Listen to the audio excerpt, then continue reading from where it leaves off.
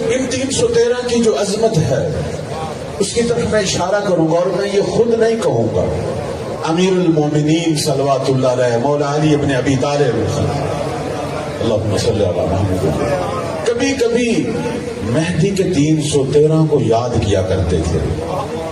اب میں نے جو فضائل ان کا بیان کرنے ہیں نا 313 کے، یہ امیر المومنین اور باقی ائمہ معصومین کی لسان سے بیان کرنے ہیں۔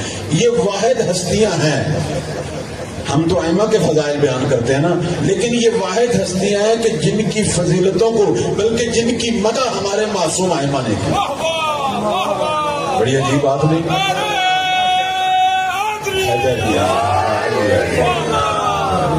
ان کی مدح انہوں نے کی۔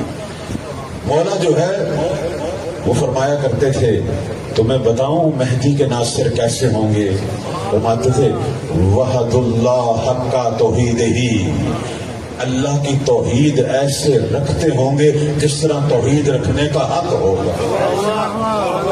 اب یہ حق کا تو مجھے نہیں پتا، اللہ کی توحید کا حق کا یا اللہ کو پتا ہے یا رسول کو پتا ہے یا مولا کو پتا ہے، لیکن پتا چل رہا ہے کہ ان کی عظمت اتنی ہے کہ میں اور آپ ان کی توحید کی گواہی نہیں دے رہے، بلکہ جو کائنات کا سب سے بڑا موحد علی ابن ابی طالب ہے وہ ان کی توحید کو بیان کر رہا ہے۔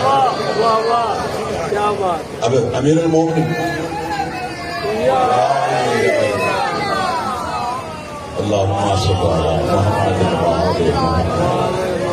میرے مولا کی توحید، کسی نے پوچھا میرے مولا سے رب کی معرفت توحید کے بارے میں سوال کیا، تو اب اس سے بڑھ کر کیا جواب ہو سکتا ہے کہ امیر کائنات فرمائیں لو کشف الغطا مزدت تو یقیناً میں توحید کی ان بلندیوں پر فائز ہوں، اگر میرے اور رب کے درمیان سارے حجاب اٹھ جائیں میرے علم اور یقین میں اب اضافہ نہیں ہو سکتا۔ اتنی بلندی ہے۔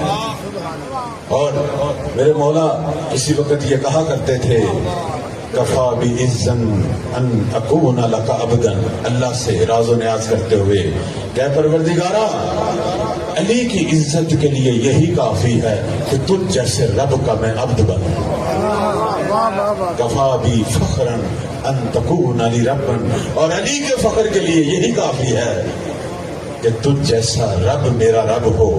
اب یہی مولا قائم کے ناصروں کی توحید بیان کر رہے ہیں، فرماتے ہیں یوحدون اللہ حق کا توحید ہی، اور فرماتے ہیں یعرفون اللہ حق کا معرفت ہی، کہتے ہیں معرفت الہی کے مقام پر اس طرح فائز ہوں گے کہ جس طرح حق ہے اللہ کی معرفت رکھنے کا۔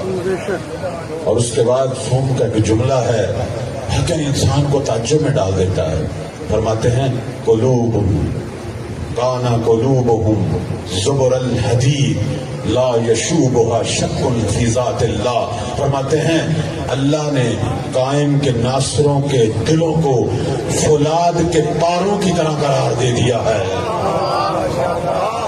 یہ میں نہیں کہہ رہا، یہ معصوم کہہ رہا ہے کہ قائم کے ناصروں کے دل فولاد کے پارے، فولاد کے ٹکڑے بنے ہوں گے کہ لا یشوبها شک فی ذات اللہ، اس مقام پر قائم ہوں گے کہ اب اللہ کے بارے میں کوئی شک ان دلوں میں نہیں آ سکے گا۔ اور اس کے بعد میرے مولا نے ان کی شجاعت کی تعریف کی۔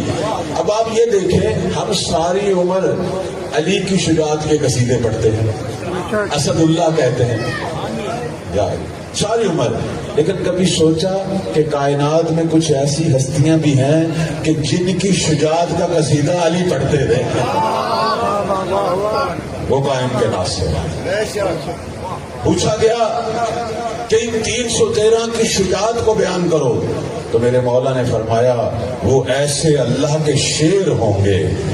ہم مولا کو کہتے ہیں اللہ کا شیر، مولا ان کو کہہ رہے ہیں، فرما رہے ہیں کہ وہ ایسے اللہ کے شیر ہوں گے جب گھروں سے نکلیں گے پہاڑوں کو دیکھیں گے تو پہاڑوں کو اپنی جگہ سے ہلا دیں گے۔ تو عرض خدمت یہ ہے کہ یہ 313 کوئی معمولی ہستیاں نہیں ہیں میرے عزیزو، بڑا ان کا مقام ہے۔ ان ہستیوں کے زمرے میں داخل ہونا یہ میری اور آپ سب کی آرزو ہونا چاہیے۔ اور دعا کرنی چاہیے. پہلی تو یہی دعا کریں کہ اللہ ہمیں ان 313 میں قرار دے، اور اگر ہم ان 313 کے لائق نہیں تو ان کے خدمت گزاروں میں قرار دے. اور پھر اگلی بات جو معصوم نے کہی، فرماتے ہیں کہ جب مہدی آئیں گے تو یہ 313 اس کے گرد حلقہ باندھیں گے، اور جتنی بھی جنگیں ہوں گی یہ حلقہ باندھ کے رکھیں گے. کیوں؟ تاکہ جو وار بھی مہدی پر ہو یہ اسے اپنے جسموں پر لیں گے، جو وار بھی اپنے جسموں پہ لیں گے. اور اس کے بعد فرماتے ہیں کہ یہ مہدی کی راہ میں اپنی جانیں قربان کریں گے، اور جان قربان کر کے فخر نہیں کریں گے کہ یا اللہ میں نے بڑا کام کر دیا، بلکہ کہیں گے پروردگارا یہ عاجزانہ سی ایک جان تھی جو تو نے پسند کی مہدی کے قدموں کے لیے فدا کر رہا.